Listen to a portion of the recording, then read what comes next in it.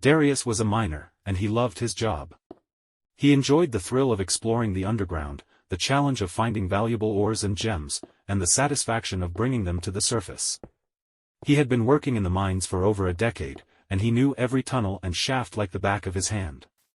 One day, he decided to venture into a new area that had not been explored yet. He had a hunch that there might be something interesting there, something that no one had ever seen before.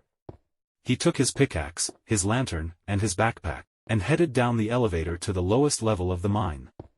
He walked along the dark and dusty corridors, following his intuition. He passed by familiar sights, piles of rocks, wooden beams, metal carts, and old tools. He also saw signs of life: rats, bats, spiders, and worms. He ignored them all, focused on his goal. He reached a dead end, where a large wooden door blocked his way. He examined the door, and noticed that it had a lock and a keyhole. He wondered who had put it there, and what was behind it. He felt a surge of curiosity, and decided to try to open it. He took out his pickaxe, and smashed the lock with a single blow. The door swung open, revealing a dark and narrow passage. He peered inside, and saw a faint glimmer of light at the end. He felt a strange attraction, and decided to follow it. He entered the passage, and closed the door behind him. He walked cautiously, holding his lantern in front of him.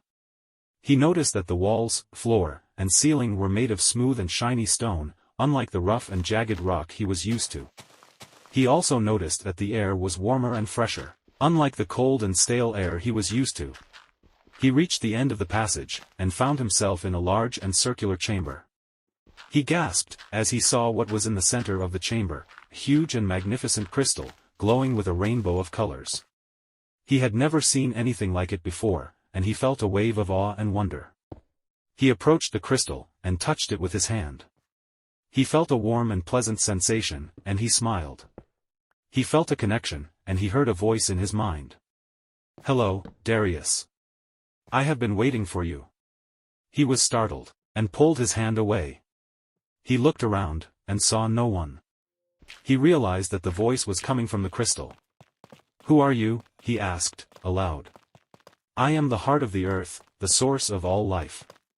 I am the one who created this world, and everything in it. I am the one who gave you your soul, and your purpose. I am your mother, and your father.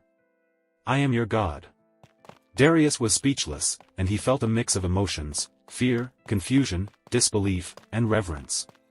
"Why are you here? Why are you talking to me?" he asked, timidly. "I am here because this is my home, my sanctuary.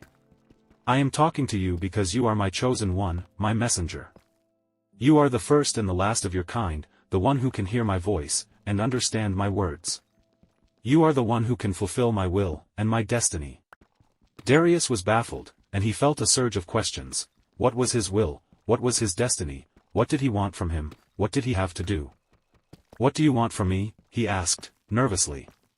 "I want you to listen to me, and to obey me. I want you to spread my message, and to gather my followers. I want you to lead my people, and to build my kingdom. I want you to worship me, and to love me. I want you to be my son, and my heir." Darius was overwhelmed, and he felt a pressure in his head. He felt a conflict, between his own will and his God's will. He felt a doubt, between his own reality and his God's reality. He felt a choice, between his own life and his God's life. He looked at the crystal, and saw a flash of light. He felt a pain, and he heard a scream. He fell to the ground, unconscious. He woke up, hours later. He was lying on a bed, in a hospital. He saw a doctor, a nurse, and a police officer, standing over him. He saw a bandage, wrapped around his head. He felt a headache, and he heard a beep. He tried to remember what had happened. He remembered the mine, the door, the passage, the chamber, the crystal, the voice. He remembered the words, the message, the mission, the vision. He remembered the light, the pain, the scream. He realized that he had dug too deep. He realized that he had found his God.